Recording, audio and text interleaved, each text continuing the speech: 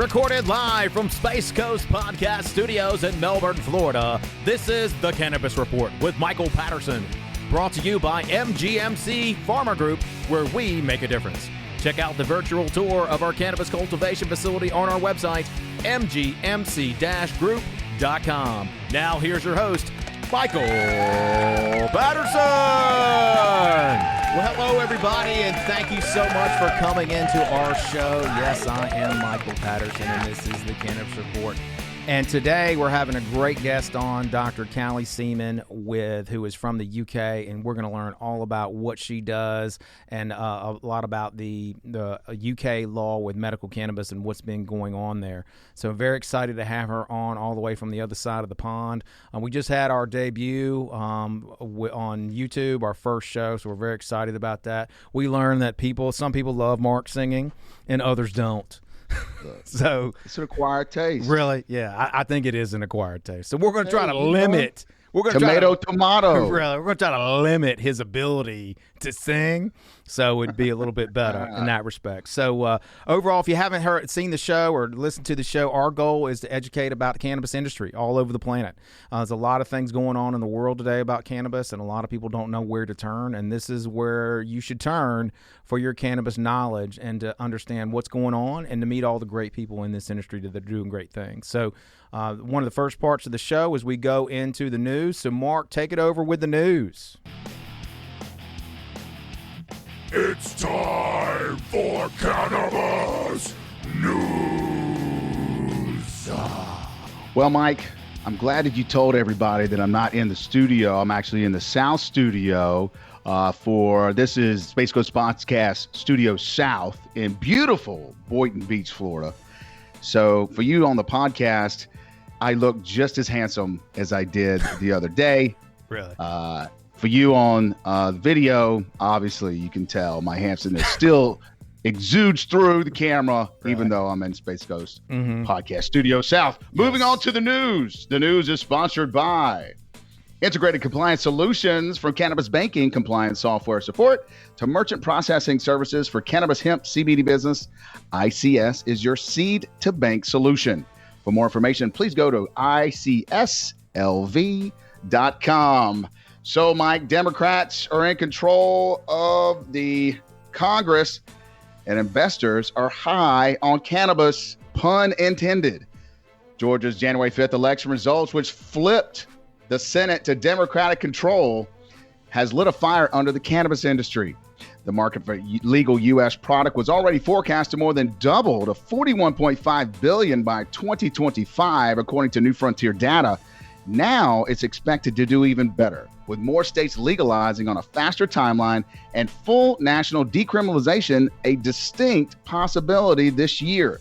Companies are raising cash and reworking their strategies as the prospects grow that 2021 could be the year that some of our regulatory dreams come true, from gaining access to banking and relief from a crushing federal tax burden. Since California legalized medical marijuana back in 1996. Can you believe that? 25 years ago, we first had legalized medical marijuana in the United States. There's been a growing state-by-state acceptance of the plant and its derivatives, including hemp and CBD.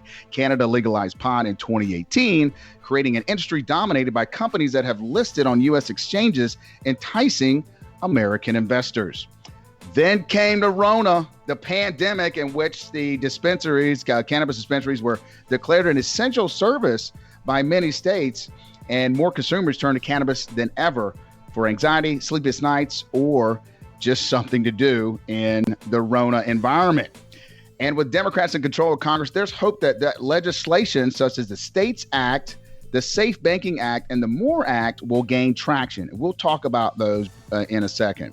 In the 24 hours after Georgia's results became clear, Curaleaf Holdings, the largest U.S. multi-state operator, announced that investors had pumped in more than $200 million in fresh capital.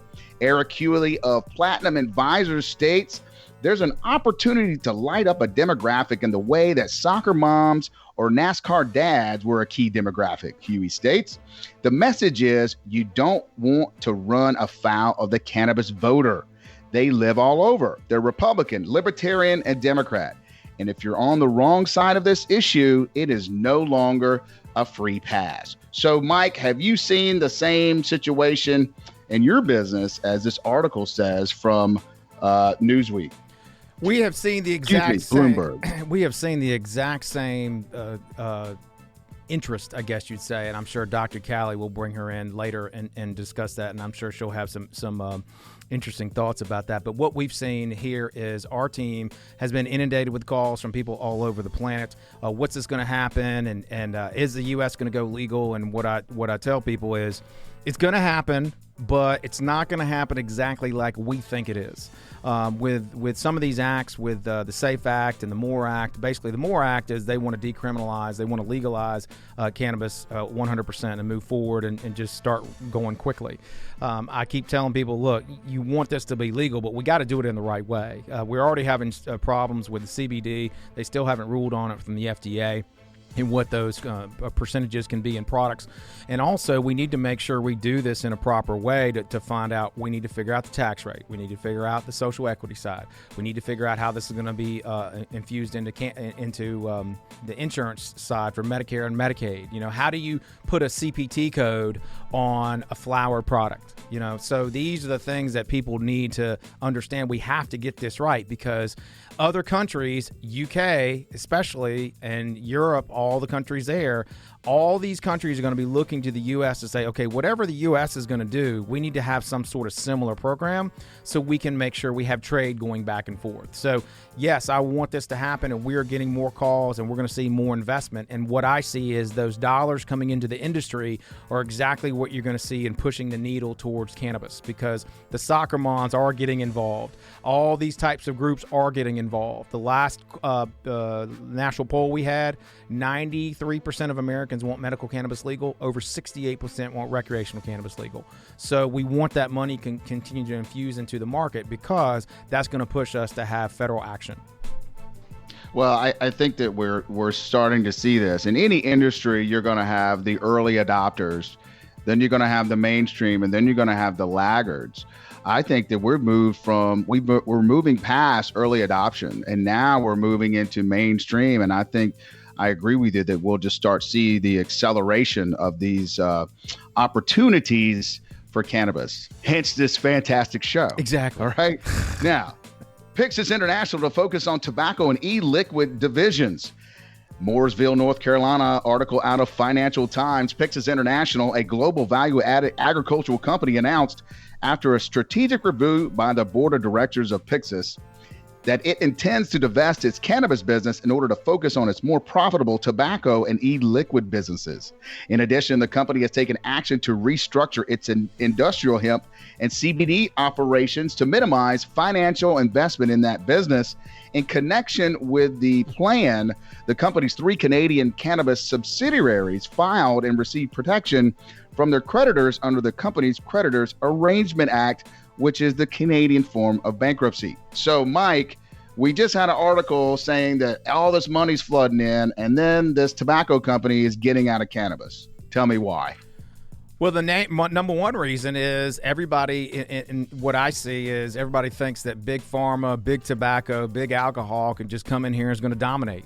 And this is showing you that it's just not that easy. Cannabis is not tobacco. Cannabis is not pharmaceuticals, and cannabis is not alcohol.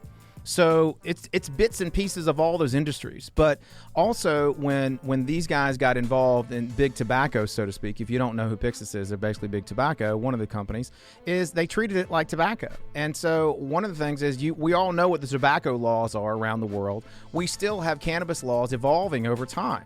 So you're based a business model and financial model based off of tobacco, which has been in existence for thousands of years, and the regulated markets have been in practice for hundreds of years. So you're going to have a learning curve. And to me, Pixis and others, even in the cannabis space, Canopy Growth, has cut back a lot of their operations around the world, and they're in the cannabis space because people are jumping out into this and dumping in a ton of money, and it's going to take a little time for the markets to increase in our regulatory structure to get stable to where financial markets can benefit. In the U.S., it's interesting because companies can benefit because we do, believe it or not, like you mentioned, 96 is when California came in for regulation. We actually have regulation here for over 20 years, but the problem is it's not congruent from state to state. So every state's different. So you can make good money here in the States. You can make good money around the world. But in regards to Pixis, not everybody, just because you have knowledge in a general area of tobacco or alcohol or pharmaceuticals, doesn't mean you have a ticket to be successful in the cannabis space. And so also for those dreamers out there, it shows you that just because you're big and you have money doesn't mean you're going to know it all. And so what we see coming in the cannabis space is a lot of entrepreneurial aspects and a lot of entrepreneurial companies coming in where we don't know where the big company's going to be yet. Canopy and the Auroras of the world, those are big companies now, but we don't know for sure if those big companies will be the same in another 3, 4, 5 years.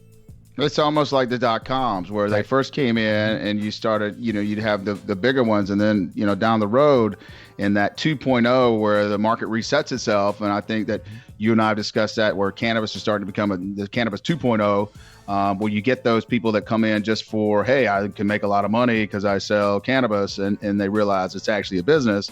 And this is unlike no other. The industry is going to, kind of settle itself. And you mentioned several states, and we'll move to Arizona. Adult use cannabis sales in Arizona could begin within days. Adult use cannabis can start very soon in Arizona. State health officials said that they are set to issue recreational licenses to the state's current operators who have applied for adult use licenses. A spokesman for the Department of Health Services told the Republic that 40 dispensaries had applied to sell adult use cannabis.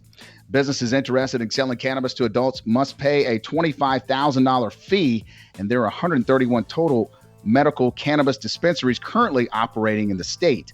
Raul Molina, a partner and senior vice president of operations for the Mint Dispensary, says, "I'm so ready. We expect rushes like 420 for probably 10 to 30 days straight. Basically, it's going to be a 420 for a full month." The state's implementation of the adult use program is among the quickest among states that have moved from a medical to adult use sales, as voters only just approved the referendum during November's general election. So now, Mike, Arizona is legal. California obviously was legal. Was it last year for recreational? Where do you see that Southwest? Well, I just have to correct you, Mark. So California went legal in 2016, but it took 2 years to put in a regulated market to make it to actual have sales. So just like you said from the article, what we're learning is states are getting more savvy as they move forward into this market. So California went legal in 2016 for rec, but product didn't start flowing until 2018 because of all the red tape, and California's a lot bigger state. So what Arizona did, they learned from other states' mistakes. And so now you had a medical program that's been in Arizona for many years, and now they can be able to evolve into recreational very quickly. And so that's where the citizens of Arizona will benefit. And also, I always heard about the psychological portion of this industry. So psychologically, more people are going to go there. It's just like being able to go to any other store to pick up a service or a product. And mentally, that's a big shift. And so that's what you're going to see, the legalization and cannabis being in adopting more into all of society, not just here, but you'll see it overseas. Overseas is a little bit slower. And so Dr. Callie, when she comes on, she'll give us an idea of what is the mindset, the psychological aspect of cannabis over there? Because one of the things for this industry to move forward is you have to change the psychological aspect of what people think about that. And that takes time. But that time is shortening, at least here in the States, because we've been so familiar and accustomed with cannabis. You're going to start seeing more shows coming out with cannabis. The show with Jim Belushi on Discovery Channel ended up being a hit. There's a lot of different shows you're going to see. We hope to be one of those shows moving forward, whether it be the Cannabis Report or other shows that what we would be working on, because we see this coming as a societal thing pushing forward. So this is great. Legalization creates normalization. Right. See, I just summarized everything you said, Mike. Thanks, and Mark. 5 Appreciate seconds. it. You're very welcome. Appreciate That's it. a great tag team. And moving from another state, we're going West Coast now. We're kicking it over to East Coast. South Carolina's Medical Cannabis Act garners new support. So support is building in South Carolina for medical cannabis reform. The Compassionate Care Act has consistently passed the state Senate in recent years, but has failed to make it to the governor's desk. This year, in the midst of COVID-19 pandemic and an ongoing opioid crisis, some powerful state senators are putting their names on a bill. Representative Senator Goldfinch Jr. states, 10 years ago, I would have said never. 5 years ago, I would have said, yeah, maybe 10 years from now. And last year, I would have said, yeah, I think we're going to get it next year. The opioid crisis has really brought to light the idea to bring an alternative to opioid and legal heroin, as I call it. So Senator Davis introduced the Compassionate Care Act in late 2020. Although the bill does not allow for the smoking of medical cannabis, it does name 10 qualifying conditions and opens the door for terminal patients with less than 1 year to live to use medical cannabis. Addressing the opioid crisis directly, the bill says doctors can recommend medical cannabis for conditions opioids could be used to treat. Now, 8,835 South Carolinians died from opioid-related overdose in 2018, which was a significant increase from the 628 opioid deaths in 2016. Synthetic opioid overdose from fentanyl saw the greatest increase. So, Mike, another way where obviously cannabis can be an alternative to opioids. Well, it is, and also if with South Carolina, this is the third time. Okay, so third time's a charm. Right. So if you look at New Zealand, just tried to legalize recreational, it failed the first time. California tried to legalize recreational the second time they finally got it through. Right now, South Carolina's on their third time with medical cannabis, and I think this time it's going to pass because the state is ready. If you saw what happened with Virginia is going to try to pass recreational cannabis, which is huge for the South. So if you're not familiar, outside of D.C., Virginia is a southern state, let me tell you. Oh, no doubt. And our folks are from there. Our grandfather is from there, and as an aside, he had a pharmacy there in South Boston, Virginia, Southern Virginia, and he actually sold medical cannabis until it was illegal in 1937. So Mark and I come from a long list of legal... Carrying on the family tradition. Right, Mike, carrying on the family tradition. Correct. So what we see is South Carolina has to go because Georgia just went medical. So when you have states that touch each other, it starts to become a harder situation where you have it illegal in one state and legal in another. So now we're getting past the point of ideology, and we're getting down into raw taxes and raw income. And so I expect South Carolina to pass this, and the Republicans will try to push it through by having some sort of tax on it. As long as the tax is below 6%, it should be fine. When you start taxing medication higher, then you're going to get a lot of people who are going to start pushing back on that. And also they need to use that money to either, whether it be bring in schools, help with drug treatment, a lot of different things that'll help society, because as we all know, COVID decreased the state's ability to raise money through taxes because a lot of people didn't do sales tax, they didn't go out to dinner, didn't do a lot of stuff. So we think that South Carolina is going to go this year, and it just depends on how they're going to structure it, on how many stores and grows, because that's going to determine how quickly they can get this up and running. Well, you're starting to see that, the Democrats have always been in favor, but Republicans are starting to realize that it is not advantageous for them to vote against cannabis regulation. And, this is one topic that the country can agree upon. So hopefully this is going to be, the light at the end of the tunnel, so to speak, after COVID. So that's it for the news, Mike. I'll take it back over to you and your nice pocket square. It looks great today. I have a better pocket square today, yes, in that respect. So, this is awesome. So what we're going to do now is we're going to bring the great Dr. Callie Seaman into the show. So, Mark, take it away. So we're going to tally-ho, toodle-pip, and touch away to jolly old England, where our guest today is co-founding director of Aqua Labs Limited and a leading expert of the UK hydroponic industry. She became passionate about medical cannabis over 20 years ago when she was diagnosed with epilepsy. When this 5'7", 75-kilogram hydroponic and patient advocacy juggernaut isn't making the world better through cannabis, She's checking out live music and has Cypress Hill, Chili Peppers, and Foo Fighters on her iPod playlist.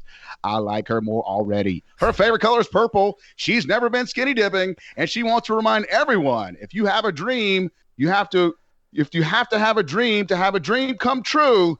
Ladies and gentlemen, let's give a warm Cannabis Report welcome to Dr. Callie Seaman. Dr. Callie, welcome to the show. Hi, it's a pleasure to be here. Oh, Dr. Callie, wonderful. my first question to you, best concert you ever been to? Oh, that has to be Cypress Hill at Brixton Academy in London. Ooh, That Cypress was Hill. Wow. Look at you. 2001. Oh, Absolutely Nice. Black Sunday album, absolutely classic. There was Awesome. just a smog across the whole place. Oh. It was one of the best memorable. Well, I say memorable. Yes, So Dr. yes. Callie shows you can be in cannabis and still have a good time at a very high professional level, which is wonderful, So Dr. Callie, thank you so much for joining us. If you can, let's start off by telling us a little bit about your background and your company now, and then we'll get into UK law a little bit.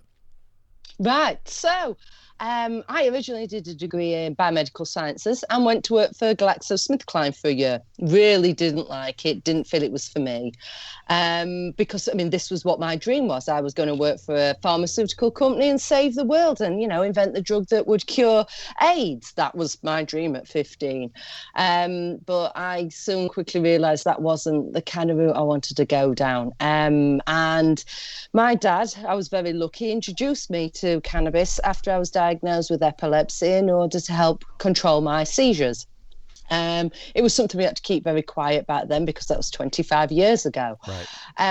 I then, due to that, my dad introduced me to our local hydroponic shop. And I became friends with the boys there and then started working there as a Saturday girl when I came back from working for GlaxoSmithKline.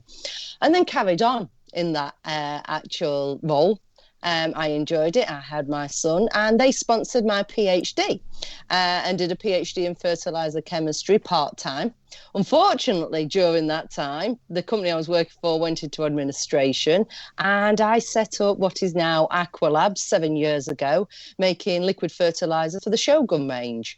And COVID has certainly done us some favours. It's certainly allowed our business to increase massively. I also work with licensed cultivation facilities within the UK and in Denmark, and there's one in New Zealand to do research looking into the secondary metabolite production, how we can increase that, how we can steer that, and really sort of looking and drilling down deep into the biochemistry of the plant to improve those particular ratios within those plants. Myself being epileptic, I'm interested in strains that are really good for epilepsy, making sure you've got higher levels of your CBDV in there and encouraging those to come through. So you've got that full kind of profile occurring with those terpenes as well, but not having to then reformulate when extractions occurred. Yeah, and so I love it because you just got me all smiles because you're talking on high level. I love it. I love that stuff. So, but let's break it down a little bit for people who don't understand what's going on in England now. Can you give us a good overview about how's it started there for legalization? You know, what are the challenges currently, and then how do they move forward to where more people can access this medication? So in 2018, November 2018, the law changed. Cannabis was allowed to be prescribed legally, and you could hear the cheers for miles. It was everybody thought that was the turning point. Things were going to change. 2 years later, and we've still only got 4 prescriptions on the NHS. Wow. Now the Oh, my NHS. goodness. I don't know. As I understand, from state to state, it's different there, and you have to have health insurance. Yeah. As I understand. Well, NHS is basically, for people who don't know, it's their national healthcare system. So for America, it's kind of like Medicare, but it's for everybody. Yeah, pretty much. So if we have an accident, you go to hospital, there's no paying for that. If you go to the doctors, your prescription is highly subsidised. Okay. Cannabis is not even on the table for people going on to the NHS to get a prescription. The biggest issue is the lack of education here. The doctors do not know about it. They have no idea. And there's people like myself trying to educate, trying to get the word out, trying to really, give high-end education so that the doctors understand what they're actually talking about and how to prescribe this. Yeah. And we're just, we're seeing a lot of the same things here with the doctors. And what we're finding is you are a trailblazer in the UK to help educate them. What are you starting to see with the doctors or what we're seeing here in age and related to physicians? So what we're seeing is like 45 years old and younger physicians are pretty much pro-cannabis. 46 years old and older, not so much. So what kind of physician are you starting to see in England who is starting to look at cannabis as a tool in their toolbox of medicines? Well, it's dependent where you go. So private clinics we've got currently. So we've got private cannabis clinics which you can go to and be prescribed, as I say, privately, depending on your conditions. But I think there's about 3,000 prescriptions occurred there, as I understand. But what we've got is something quite similar. I would say that the younger, as you say, under 45s are willing to listen, but we're getting this same line said to us. It's the same line of, yes, we understand, but we can't prescribe that, unfortunately. It is illegal. We have a big kind of CBD market here, a wellness market that's exploded. So there's a lot of products that unregulated, that there's no certificate of analysis for. The whole industry itself is not well regulated. So a lot of people are turning to that and turning to the black market because they're seeing things like the Phoenix tears occurring, with the Rick Simpson oil. There's lots of stories occurring from the UK that's starting to come through. We've got Hannah Deakin and Alfie Digley. She had to go over to the Netherlands in order to get her prescription. We've got Billy Caldwell as well. He's had to have prescriptions coming in. He's actually managed to get a prescription on the NHS, but there is only 4. That is it. Only Which is 4. just insane. I mean, just to give you an idea, so in regards to the state of Florida, where we live, we're almost hitting 500,000 medical cannabis patients just in this state. Isn't that crazy? We're going up 5,000 people a week. And so, but the main difference between the UK and even though we have more access right now, we're not legal federally, and you guys are legal federally, which is so exciting because you've hit the pinnacle where you make it legal federally, but they just haven't passed the ideological barrier, I guess you would say. I think one of our biggest issues is we haven't got a domestic supply currently. Everything we have is imported. And that's what we need. We need to create a domestic supply and a choice of products as well, because there's a very limited choice here as well. And it goes back to that education.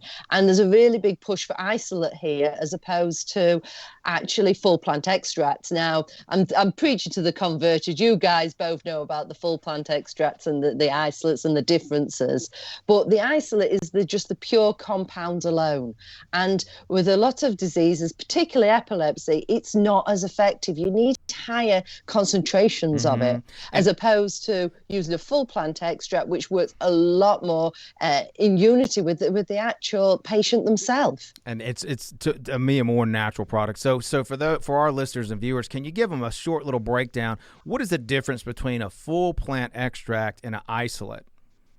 I relate it to sugar. Okay. So when you've got sugar cane and you get the syrup and the molasses from that, that's a full plant extract. Okay. So it's got warts and all in there, everything, lots warts and lots and all. of different I love it. Go ahead. Lots of different compounds in there, all those different sugars. Isolate is like the refined granular sugar, that white, pure sucrose on its own. Okay. So that's what your isolate is. It's just one compound alone, which makes, from a scientific point of view, it makes studies loads easier. You've got one compound, you increase incrementally, so your results look beautiful. But it's not what's best for the patient. Right. The excuse here is there's not enough research. Right. We hear that a lot over here, by the way. So, yeah, I know. There's loads. Right. You just don't want to look. Right. Let's don't look at all this stuff. Let's just look at this. And so that's why I just go crazy about when people say that. Also, the irony for you, GW Pharmaceuticals, those of you who do not know, they have a product that's been approved by the FDA called Epidiolex, and it's made in England. Mm-hmm. Yes, that's yeah. And did they have Epidiolex over there?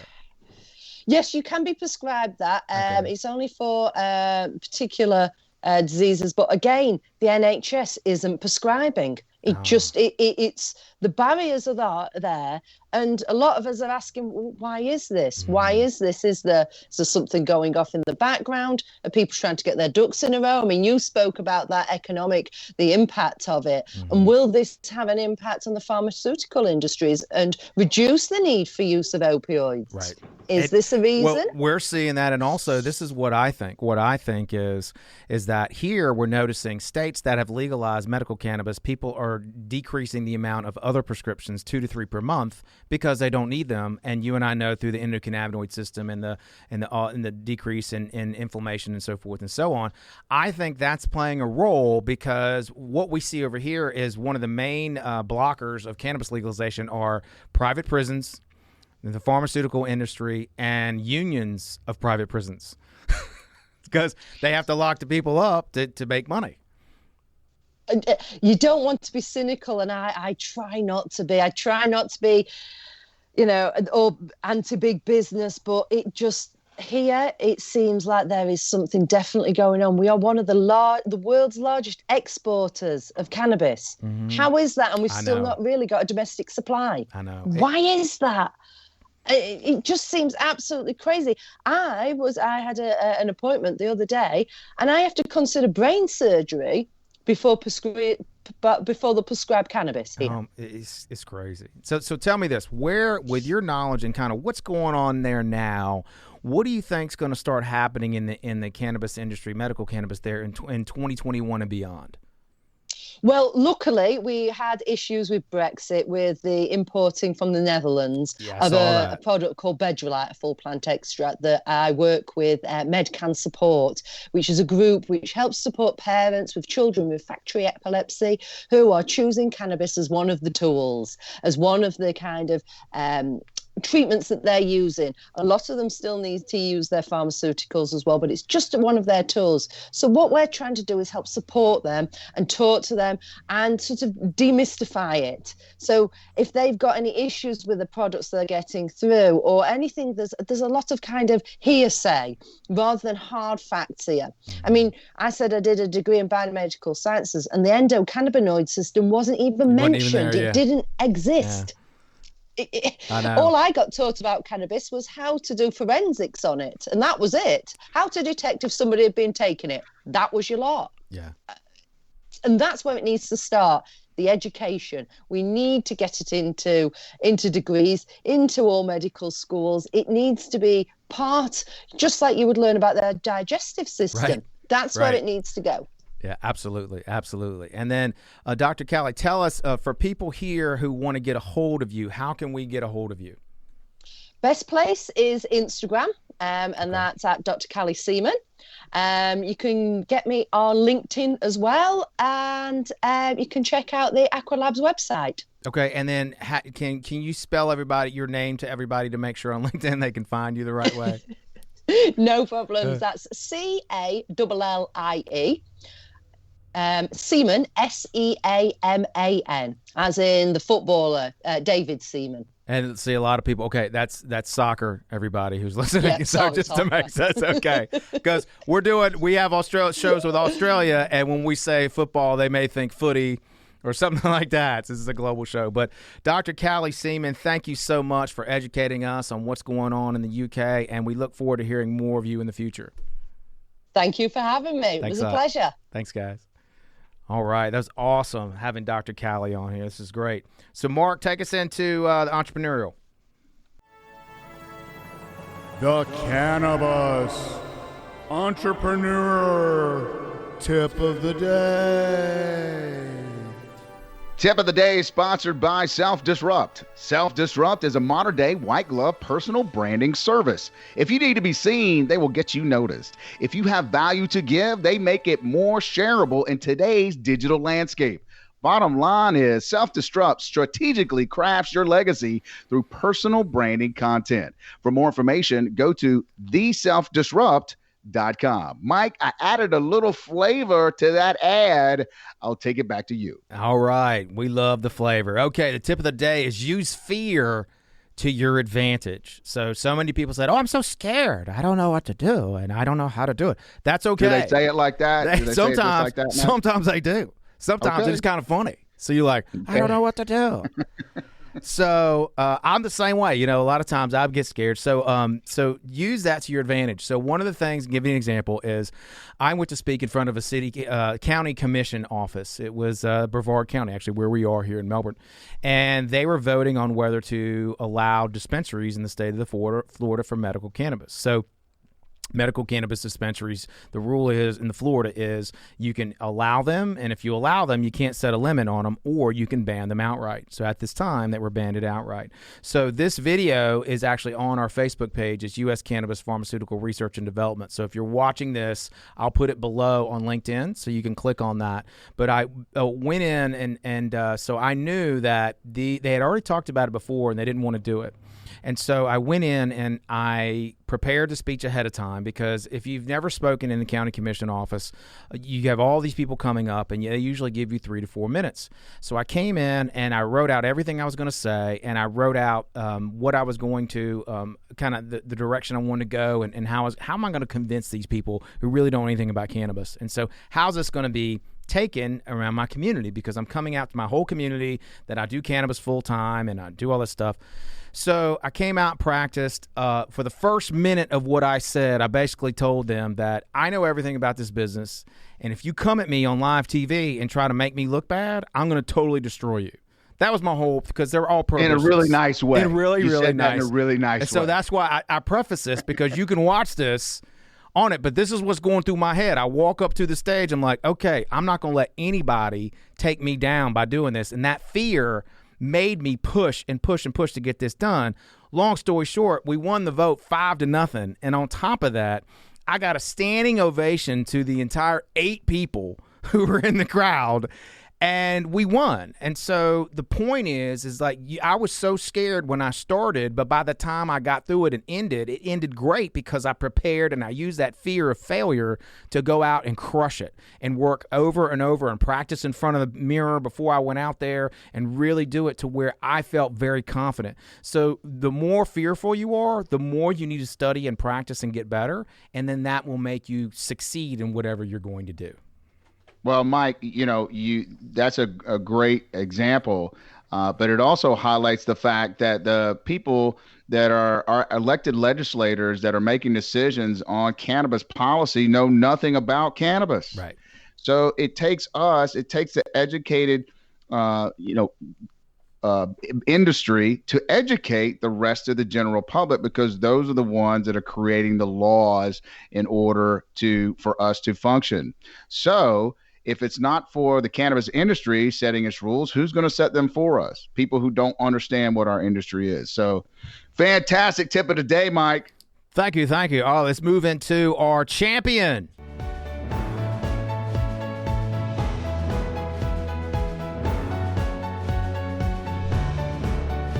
The Cannabis Champion of the Week.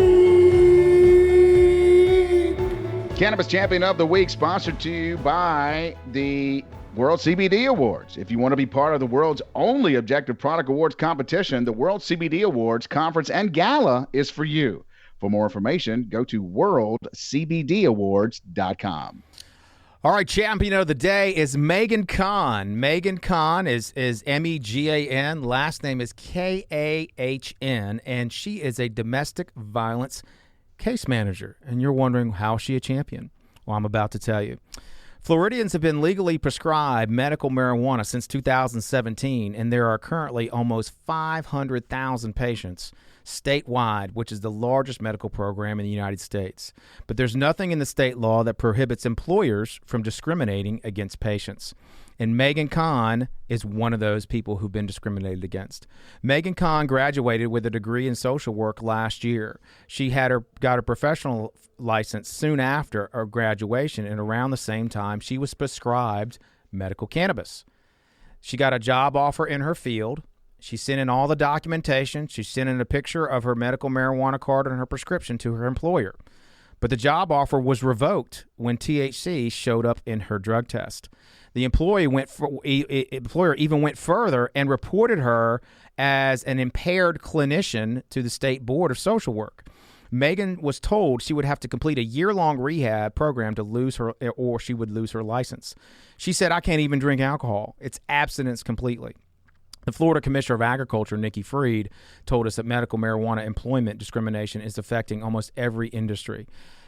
Quote, "We need to start to realize this is a medicine and people are taking it for medical benefits, and they should not be criminalized against inside working in their workforce. For now, Megan and other patients have to choose between their medicine and their livelihoods." Megan says, quote, "It's really hard to know that with people doing things legally, people are still being treated like criminals, still losing employment and being discriminated against," end quote. Megan has found her a new employer and is willing to work with her, but she still has to complete the rehab program in order to save her license. Megan's suffering has brought new awareness to this issue and a renewed fight to push for others not to go through the same terrible situation. I would like to thank Megan for letting us tell her story in order to help others not be discriminated against for using cannabis as a legal medicine. So if you know other champions in the industry, please DM me on LinkedIn and let's get their information out there. And that's the end of our show, everybody. That's the way it is in the world of cannabis today. The power of change is within all of us, and the world changes when we change. We had an awesome time doing this show. I want to thank Dr. Callie for being on. And always remember, we are all we need. Peace out. Later.